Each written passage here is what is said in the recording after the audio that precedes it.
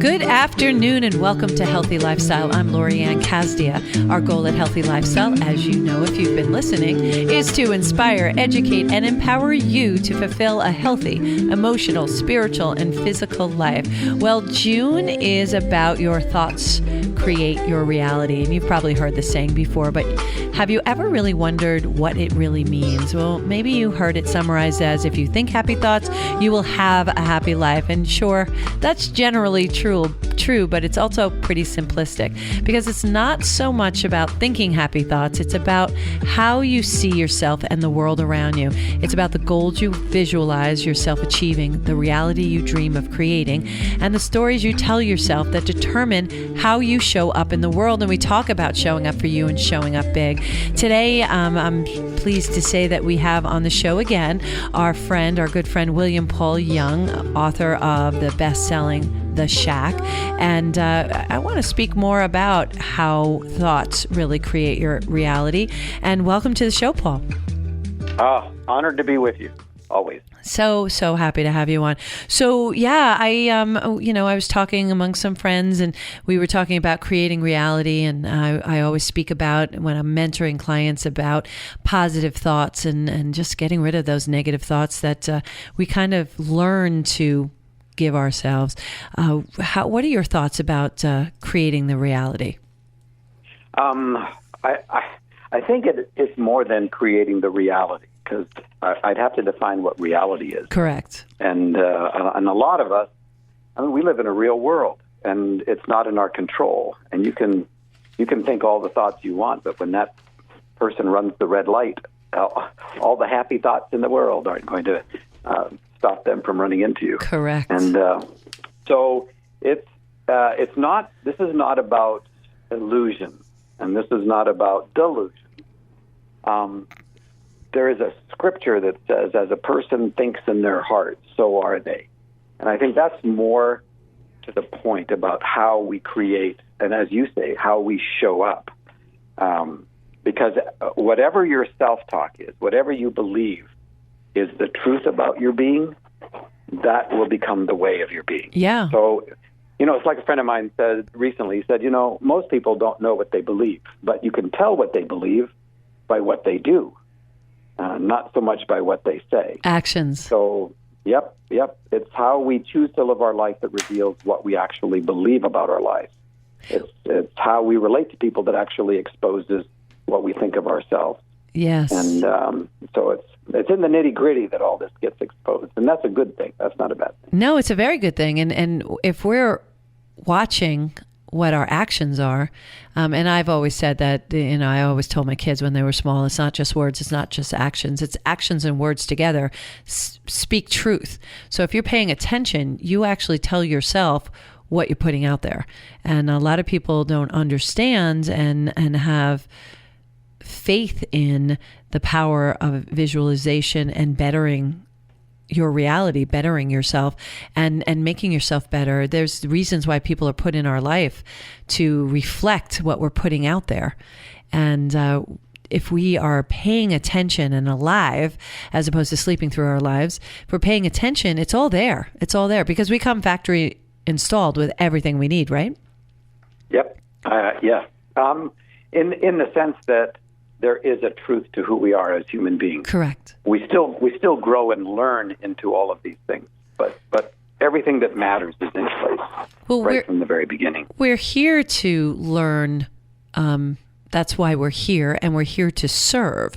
And through serving, I find that's where I find my best learning when I'm serving and when I make mistakes. Those mistakes, if I learn from them, one, they won't happen again, because if I don't learn from them, universe will make sure I feel them again, and it's usually harder and stronger. So I love that. And you cover that in some of your books. You really do speak to that, don't you? Yes. Mm-hmm. And but I speak to it because it's true about my own life. Yes. And, all biography is fiction anyway, right? That's true. It's our perspective. And so I just chose to write fiction because it's an easier avenue for self-exposure, in the sense that, my characters, they are expressions of who I am to a great degree. And And so the process of coming to wholeness is a long journey, especially if you've been told a lot of lies that you've started to believe. Go ahead. I think a lot of the lies that we are told, we're actually telling to ourselves. It's believing your press, believing your own press. But even earlier than that, I think a child doesn't have that cognitive capacity to begin to create lies for themselves. They're going to get it from their environment. They're going to get it from how their parents relate to them, how their parents relate to each other, the kinds of experiences that they have. And there has to be somewhere where the lies begin to originate. And for most of us, I think it's in our childhood in one form or another. Well, yeah, because I'm sorry to cut you off. This is what we see. This is what we see as little children, and you always look at children and say they're angels and they're untouched and they're not influenced. And as they go through life, that's where the influence and they get exposed to certain things, and that starts molding what they can be if and they don't have the capacity at that time to discern the difference between, yes, I'm going to accept this, and no, I'm not going to accept that. It's all they know. Yeah. And I think there's an inclination that's naturally built in that if you're surrounded by trauma and turmoil, you turn it inward and you blame yourself for it. Even if it's happening, say, and your parents are fighting, a child will often blame themselves for that kind of trauma. Right. And that starts a whole series of lies. You know, those of us who've had sexual abuse in our histories, that told us things about us. You know, I learned at 6 that in order to belong, your body was something you could sell. Right. At 6, you know, and because belonging was way more important than yourself. Right. And so, you know, and that started a whole series of lies for me. That I didn't matter and all of that. I was a piece of trash. I think that, and that was anything but the case, but that's what was presented to you. And you know, that misinformation guided you in a certain direction. And that change, where was the light bulb that came on at you know, what age did that light bulb come on and say, yeah, I don't want to do that? That fitting in thing didn't matter as much. Well, the fitting in thing not mattering as much can happen out of just as much darkness as light. You know, you can make the decision that, I'm sorry, I'm not going to take the risk of trusting anyone ever again. Mm-hmm. And therefore fitting in doesn't matter. Or you can go like, no, I'm actually a relational being, and being part of community actually matters. And that's part of light. So for me, I wish I'd gotten help when I was little, but I didn't. And so I built a whole lifelong way of being that was in response to that kind of damage that has happened. So for me, when the light bulb came on was probably between 38 and 50 in incremental little bits. You know, I as much as we want extreme soul makeover, you know, send me to Disney World and fix me before I get back. Yeah. Life just doesn't work like that. We're too incredibly crafted for quick fixes. So there has to be an incremental process in which we get to be engaged that helps us begin to dismantle what the lies are, so that the truth of our being becomes the way of our being. Well, and the gift that you had was that you identified it. You were able to identify and change it. And that came along based on some experiences that happened that made you start looking at that going, hey, wait a minute. I've built up this arsenal of tools to survive or fit in, depending on what your definition is, in these environments. And now it's come to a point where it's, one, it doesn't work for you any longer, and two, you're recognizing that it's not functional.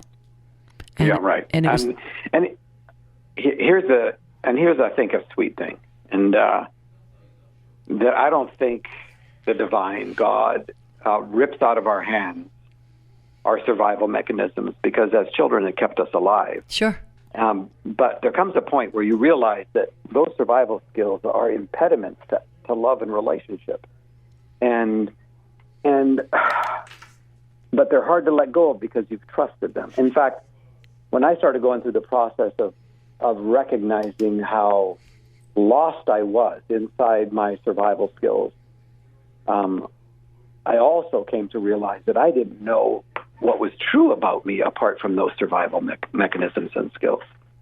Right. And that was really hard because my sexual abuse began before I was 5, and my father was really angry before I was 5. Right. And he was not the perpetrator of the sexual abuse, but he was a violent and an abusive disciplinarian. And so the messages that I got from the beginning was, you're a piece of crap. And sadly, my religion said the same thing. It said, well, God thinks you're that way too. You're imperfect, right? Well, yeah, not just imperfect. You're depraved. You're worthless. I come from a very conservative, evangelical, holiness background. Oh, okay. Missionary kids, preacher's kids. So the messages were much more overt than you're imperfect. If in terms of perfection, the message was you need to be perfect in order to win affection and approval. And so there was this huge perfectionist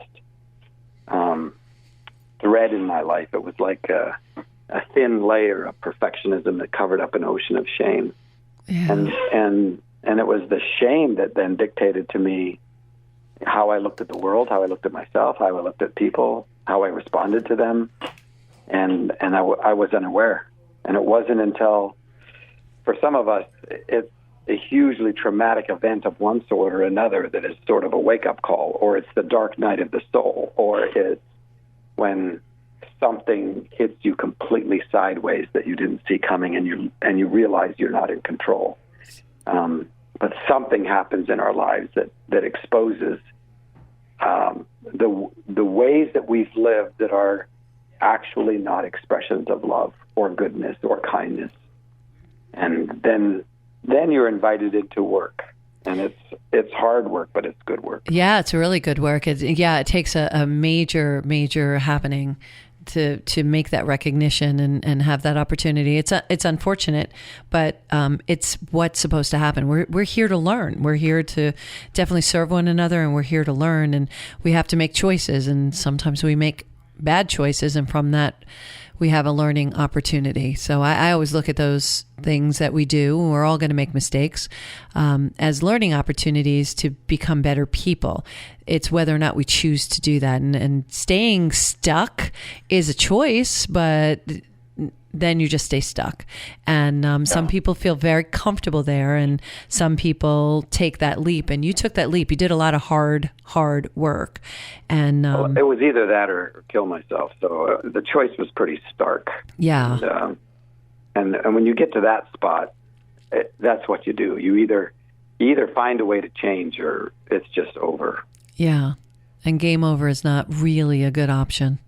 It's not a good option. And we take shame, and we shame, our society does that, especially in America. We take shame and we try to shame people because it controls them in a very unhealthy way. And that's what makes people try to hide and find these tools and then make bad choices because they're trying to keep all this stuff quiet and hide because they're worried about shame. And that fear is something that keeps us small, and people want us to be small. Other people want us to stay small. And then we talk about this on the show, that you just can't give your power over and stay small. We make mistakes. It's okay. And you get beyond them, and then you accept that as part of it. But the caveat for me is always, have you learned from it? Because if you haven't, unfortunately for you, the world is going to give it to you again. The universe is going to serve it up to you harder and harsher, as I said before. I have a young friend who's in his 30s. Tells you that I'm old. But his name is David Tenson. He's a poet. He lives in Australia, and he's got this really beautiful poem called The Mask. And it's short. May I read it? Yes, sure. Okay. It says, "The problem is my mask fell off when I went through that rough patch, but I managed to put it back on really quick. albeit a little crooked. Then the color started to run when I went through those storms, but I found some oil paints and I fixed it, albeit a little messy.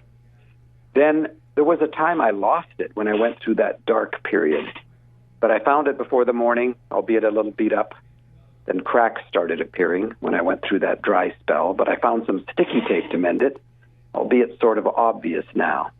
And now the problem is this crooked, messy, beat up and cracked mask is all I've ever known.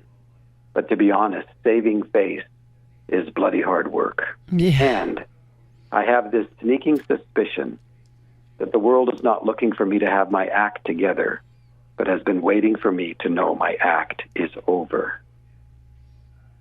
That's beautiful. Isn't that good? That's beautiful. Yeah. If you want it, it's on David Tensen, TENSEN.com, but he's got an amazing and beautiful poetry on there. That's absolutely beautiful and so true as we sit there and we try to hide and we aren't genuinely ourselves, and we are the best at being genuinely ourselves because everybody else is taken. So that's what we're here to do, is to be ourselves, and that self is flawed. We make mistakes. We don't do everything right. It's okay. And once you embrace that, life is amazing, don't you think? It is. And that's a hard one, especially for those of us who have such a deep well of shame that perfectionism is what's required. So making mistakes, we don't give ourselves even grace for that. And that's why when somebody pokes a hole and points out that we've made a mistake, our tendency is to react, because we hear it as a value statement, not an observation. Yeah. I remember when Kim and I were first married, and I would be doing laundry or something, and she would say, "Paul, you don't mix the colors with the whites," and she's making an observation, trying to help me out. But my shame popped up because I have to be perfect, and she is pointing out that I'm not. And I heard her say, "I don't know why I married such a loser of a human being as you." And that's one of the things that shame does. It destroys your capacity to distinguish between an observation and a value statement. And we get reactive when we think somebody is making a judgment, when they're actually just making an observation, and we have never given ourselves the grace to make mistakes. Yeah, and that's we speak about the ego versus the observer, that you're in the ego when you react like that, when you're reactive. When you're in the observer, you listen to what they say and go, "Oh, all right." You don't get diminished by the fact that you weren't aware that you shouldn't put those two things together. It's just something else you needed to learn. It's not a big deal. We're not supposed to know everything about everything. And coming from expecting perfection and doing everything right and beating myself up, and no one could ever say anything harsher to me than I said to myself. And now I make certain that I am very kind to myself. We need to be kind to ourselves and say good things to ourselves, because we're human, and we're just trying to learn how to be the best us, and that takes time. It's not something somebody can give you a book about. No, and because you actually have to engage with it, and it's messy. It's not something you can think. It's very messy, but life is very messy. People, I've said that. Marriage would be a lot easier if another person wasn't involved. True that. So that's backhanded grace. I mean, they become an exposer of that place where I'm still stuck. And when somebody triggers you, it's a gift, even though it surely doesn't feel like it in the moment. And it's an opportunity to look at. All right, so. What is there something that I actually need to deal with and face, or is there an underlying lie here that I believe that caused me to respond the way that I did? It's just, there's all kinds of opportunity. And I think that partly we need community in order to not get stuck in self-referential incoherence, because we can convince ourselves about anything, especially if we haven't dealt with that part of our darkness. Absolutely. And I find that in getting in our own heads, and we can send ourselves down any kind of slide we want, and getting outside of ourselves and serving other people, it allows us to then have that switch between ego and observer a lot quicker. We always want to be the hero. Yeah, it's true. It's very true. We do that. Just stick with us. We are going to come right back with our wonderful guest, William Paul Young, the author of the best-selling The Shack, and also Cross, Eve, and Lies You Believe About God. So we have a lot more to talk about, so stick with us, and we'll be right back.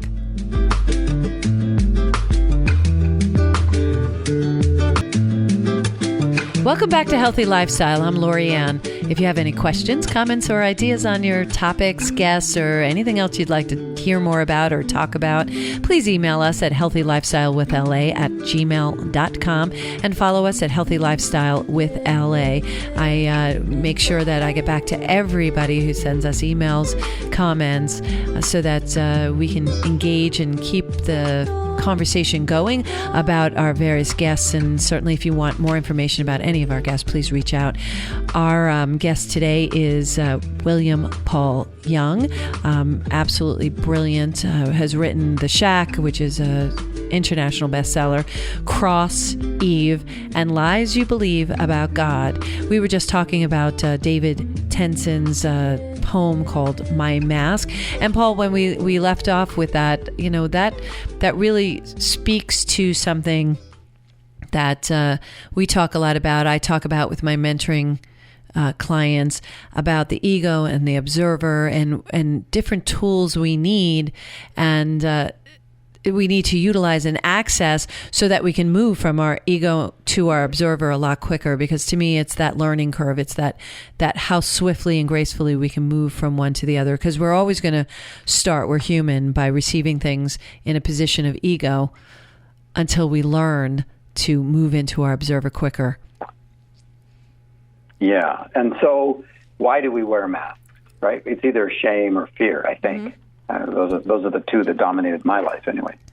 And one is that, and I use the metaphor of the shack just simply because it stands for the house on the inside that people help you build. Right. And it's your broken heart, it's your broken soul. Some people get really good help, and so they have a very habitable place on the inside. They live there.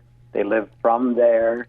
But for those of us where the inside world was just smashed, we think the inside world is something to be avoided. Right. And so we live from the outside in, and therefore we have to create some sort of facade outside of our broken heart. And that facade we can paint as fast as we can pick up people's expectations. That's a great, I think, way to say mask.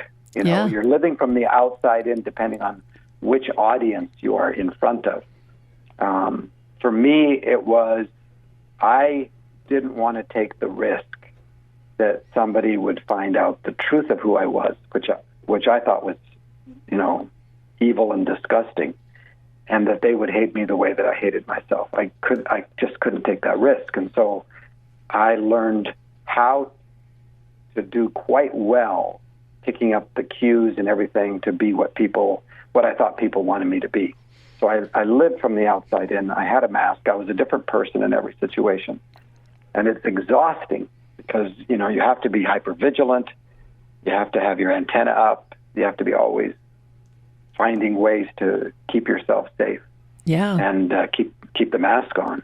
And it's and I did it pretty well until I was about 38 years old. And then thankfully I married a very, very strong woman who I sometimes laugh and I call her the wrath of God, because she will not stand idly by while anything that is not of love's kind remains, and the mask isn't real.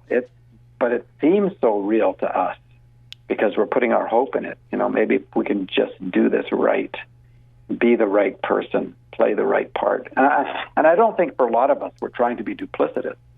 We're actually hoping that if we can perform well enough that maybe that mask will become our identity, that will actually be good like that. Well, you were looking for something that you could make your identity, right? But by doing so, it's exhausting to keep all those balls in the air. Yeah. As opposed to just being. Right. And then because you're not living from the inside out, then you're taking your cues about who you are from what is happening around you, and you're susceptible to destructive choices based on the lies you already believe about yourself. Yeah. So for me, I got caught in a 3-month affair with one of my wife's best friends, and that was a clarifying moment. I mean, at that point, it's either like, all right, the facade is over. Right. I mean, it's gone. The house of cards has come down. So what am I going to do? Am I going to face her, or am I going to kill myself? That's basically how stark the choice was at that point. And you know, the affair happened, and I know I've looked back, I've looked at it a lot over the years, and I got caught in an infatuation process. You know, infatuation is not love. Infatuation actually is opposed to true love. True love is based on knowing. Yes. Infatuation is based on not knowing. You know, in fact, I have people that I know who have gotten married because they got infatuated with someone, and then they start to get to know them, and all of a sudden all the feelings begin to fall apart, and they think they made a huge mistake. And some of them have bailed on it, and some of them have decided, you know what, this is an opportunity to grow, and they have. But infatuation is a projection of my own darkness, and trying to find someone that will meet my need the way that I want it met. Mm-hmm. And so it's really loving my false self in that sense. It's really loving myself through somebody else. So it's not because I love them. It's because I actually don't know them at all. And if I loved them, I would not be making these choices. And right. So I got stuck inside that place, and I hurt a lot of people. Yeah, which people do. I mean, we make those kind of mistakes, but there comes a point. I mean, you are probably one of the most kindest, loving people that I have met in a very long time, and I can't even imagine who you were before, because you're so amazing. You're so thank you. So real and so genuine and so compassionate that you embody everything that one would believe that one would strive for. And so I don't know you before. I know you now. You're so sweet. No, if you knew me before, you'd have been maybe impressed in a way, but there would have been something inside of you that would have said, "Run, something's off here. Yeah. Something's not quite right." Because it turns out that I'm actually smart and creative, which I didn't know until I was in my 20s, that I was actually smart. I thought I just fooled people. That's another thing shame does. It destroys any positive identity. And so the fact that I'm smart and creative actually empowered my ability to hide. Yeah. which is not helpful. Not helpful. And but to work the work and do the work and come to the place, and it required some intensive therapy with Scott Mitchell, a friend of mine now, and to do the work, you begin to uncover, as Richard Rohr would say, the immortal diamond that's been there the whole time. So transformation is not about you becoming something you weren't before. It's about uncovering the truth of who you've been the whole time. Yes. That goes back to what I said earlier, where we come factory installed with everything we need if we look inward, but we're so busy looking outward. That smart and creative was always there. You just utilized it in a different way. Now you're utilizing it in a way where not only it helps you, but it's helping millions of billions of people around the whole world, because you're bringing to light something about how necessary it is for us to be genuine. And you know what's fun about it is that I'm just being myself. That's the thing. Yeah. Who would have thought? And if wholeness is when the way of your being matches the truth of your being, and you believe the truth of your being is that you're worthless and a piece of crap, then the way of your being is going to match that. Of course. Back to what we said at the very beginning. As a person thinks in their heart, so are they. And so it's like, so what is the truth of my being?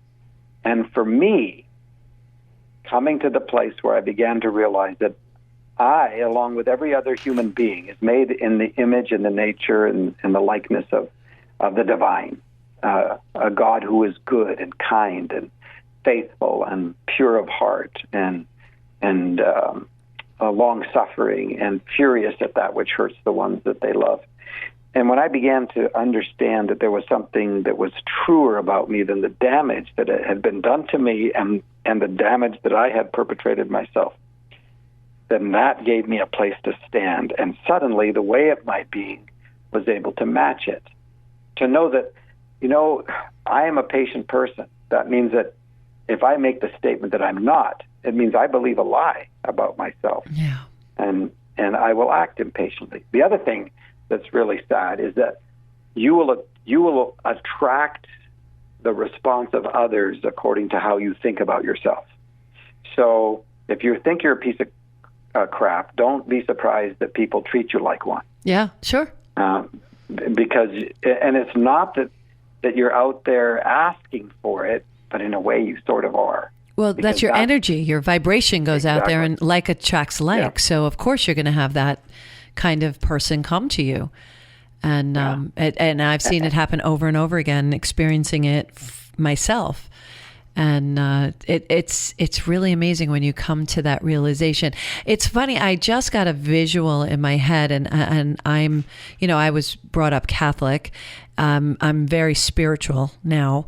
And I got a vision in my head going, interesting how my religion had depicted Jesus up on a cross, almost naked, bearing his soul in front of everyone, like completely exposed. And isn't that kind of what we're talking about, is that we're supposed to bear ourselves completely exposed and be who we are. And there was a great sacrifice that obviously he made. So if you were to believe that and follow that part of the religion. But I look at that and go, wow, how symbolic was that? Is that really what they meant? Yeah, well, in part it has to be, because he then becomes the scapegoat. And, we take out all our fury on the one who's innocent. Yeah. And so, I think that's a beautiful visual. It is a crazy thing how stuck we can get just because we don't know how to take the risk of doing something other than we've known. So we've learned to call our prisons our homes, and then we don't want to leave them because they give us a sense of certainty. And but that sense of certainty is imprisoning us, as opposed to taking the courage of taking the step out. I mean, as simple as there's something that you don't want to talk about because you think or believe that the response is not going to be positive. So we avoid it, we like agonize over it, potentially for hours, maybe days, maybe weeks, maybe months, maybe years, who knows. But then when we go actually approach it and hit it on dead on, you find out, I never thought that. I never said that. I wasn't hurt by that, or whatever the response is. It's so opposite of what you had expected. And the relief is so great, as opposed to just having the courage to take it head on. And I think that's kind of falls into that learning curve and taking the risk and having the courage. And I say that as if it's so easy to do. There's nothing easy about it. There's nothing easy about the journey that you went on and overcoming shame and fear, because shame and fear is there with purpose. It has no purpose but to keep us small within ourselves and externally. Yeah, I think you're absolutely right. It's just it overwhelms when you start thinking about it, and when you find that those emotions have that thought process has no use, you just look at it from an intellectual perspective and say, well, why do we even give it any time? And we shouldn't, and yet we do. And we do it to Oh, each yeah. other. We perpetrate this against each other all the time. I know, but I think we do it mostly against ourselves. I think we self-sabotage. We're the greatest accusers of the truthfulness of our own being. And all like when you were talking about having an imagination of a conversation and how it's going to go. And, that stuff's so fear-based. I call it future tripping, creating imaginations that don't exist. Right. Trying to spend today's grace on things that don't even exist. Right. And then we don't get to be present. We don't see what's actually in front of us. We don't get to respond to the person who's actually in front of us because we're off somewhere in some imagination that's based on fear. And it just locks us away from joy, for one thing, because it's in the presence that there's fullness of joy. And that being inside the grace of one day only has become an absolute key and essential part of my life. It's how a child lives who hasn't been hurt, and where trust is natural. Yeah. And my journey toward trust was an actual war against fear, and it's like trust is especially when you've been hurt as a child. Trust is not an easy. It's not an easy request, and we just don't want to do it. Yeah, not at all. And to be able to give it up and put your trust in the universe and put your trust out there, it's a very hard process to get there. One that I've actually gone through, and it's so worth the journey, though. It's so worth the journey. All the things are put in front of us for a purpose so that we can take these types of journeys. And you certainly did. And sharing it is just the definition of courage. But look at what comes from that. All the good that comes from that courage. So I love to say, take the courage, because you never know how you're going to positively impact other people as well as yourself. So and you don't do it for the impact. No, the impact is kind of serendipitous, and you're grateful, and you're it's such an honor to be inside sacred space and holy ground of other people's stories. But when I did the journey, it was to find a way to change, because I could not manage the world the way that I had been without hurting people. And when you take that journey, suddenly there's one of the greatest joys of existence is to get to the place where you're comfortable inside your own skin, where you don't have to be somebody else. Yeah. Where you don't have to compare yourself with anybody else, where your identity comes from inside of you rather than from outside. I mean, most of us have an identity from something outside of ourselves, So I know a lot of people who their identity is in their vocation. Their vocation gives them identity, instead of their identity informing their vocation. Yes. When your identity informs your vocation, then suddenly the uniqueness of who you are is absolutely essential to how that vocation is expressed into the world. Because we, like you said this earlier, we need your voice. We don't need you to be trying to be somebody else. Yeah. And but a lot of folks, a lot of us, I would include myself in terms of the journey, we got our identity from what we were told. Yeah, sure. And a lot of us, we weren't told good things. It was helpful to be a good chameleon, because you fit in a lot easier if you could be a chameleon. Well, it's safer. Yes, of course. It's not easier. It's safer.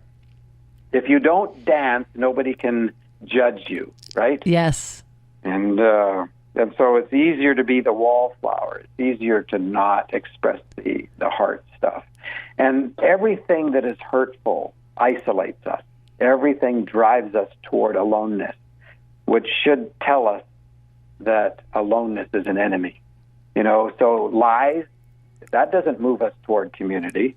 Betrayal, unforgiveness, addiction, these things all drive us toward aloneness. Shame, if you have a sense of shame, or you're embarrassed and shamed, your face will go down to the ground, your eyes will go down to the ground, and it's a desperate attempt to disappear, to crawl into a hole, yeah, to be just invisible, no longer exist. Yep. Exactly right. Yeah. And so, we have to move in the direction of truth telling and into the light, and all of those traditional, the spiritual language of so many different religions, and mine. I come from Christianity, so this is the language of Jesus. This is all about you have to come into the light, come out of the dark, come out of the lies and into the truth. Vibrate higher, vibrate with bright white light, and you can only do that if you're being genuine and truthful, and you walk away from fear.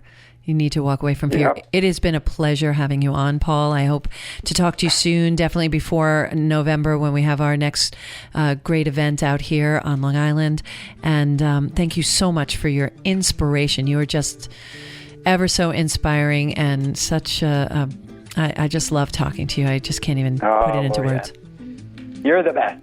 Thank you so much, Paul. And thank you all for joining us today on Healthy Lifestyle. My heart is lifted by sharing this time with you. And I want to thank Paul Young for being on with us. Of course, our great producer, Brian. So appreciative of everything that he does every single week for us. Follow us on social media at Healthy Lifestyle with LA. Do a little something for yourself every day. Thank you for joining us on Healthy Lifestyle. I'm Lori-Ann Kazdia. Until next time, show up for you and show up big.